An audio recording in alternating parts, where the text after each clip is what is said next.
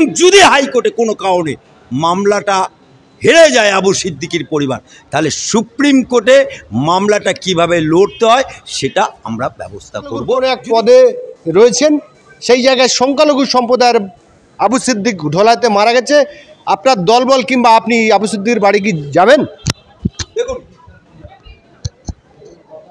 আমি এই উকালতি ড্রেস পরে এই হাইকোর্টের মাঝে দাঁড়িয়ে আমি কোন পদে আছি, কোন জায়গায় আছি, সঙ্গে আছি কি সঙ্গের বাইরে আছি, ওটা হচ্ছে পরের কথা। প্রথম হচ্ছে আবু সিদ্দিকী একজন নওজোয়ান যুবক, সে হিন্দু হোক, মুসলমান হোক, খ্রিস্টান হোক, সে যেই হোক, সে একজন যুবক।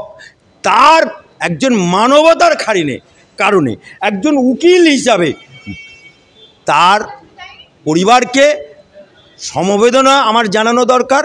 এবং হাইকোর্টে যেহেতু ওই মামলাটা উনি কাউকে দিয়েছেন, আমরা যদি আমাদের কাছে ওই মামলাটা আসে, আমরা যত রকম আইনি সাহায্য আমরা করব।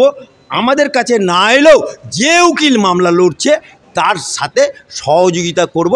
কারণ এই পশ্চিম বাংলায় ঢোলা থানার ওসি সহ যারা এই কুকীর্তি করেছে, এই কুকীর্তি তারা সাজা পাওয়ানোর জন্য যত রকম সহযোগিতা করার দরকার আছে। এবং যদি হাইকোর্টে কোনো কারণে মামলাটা হেরে যায় আবু সিদ্দিকীর পরিবার, তাহলে সুপ্রিম কোর্টে মামলাটা কিভাবে লড়তে হয় সেটা আমরা ব্যবস্থা করব যদি আমাদের কাছে ওই মামলাটা আসে।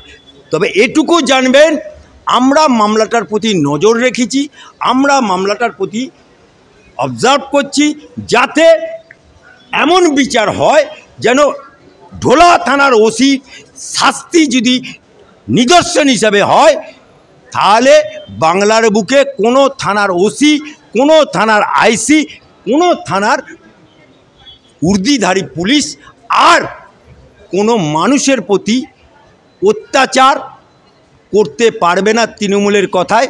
তাই উর্দির আইন অনুযায়ী তারা কাজ করবে, নিরীহ ব্যক্তিকে অত্যাচার না করে যে প্রকৃত গিল্টি তার সাজা হোক। তাই আমরাও চাইছি এই ওসির উর্দিটা গায়ে থেকে খুলতে এবং তাকে দৃষ্টান্তমূলক বাংলার বুকে যাতে আইনের দ্বারা সাজা পাক, এটা আমরা সকল উকিল মহল চাইছি।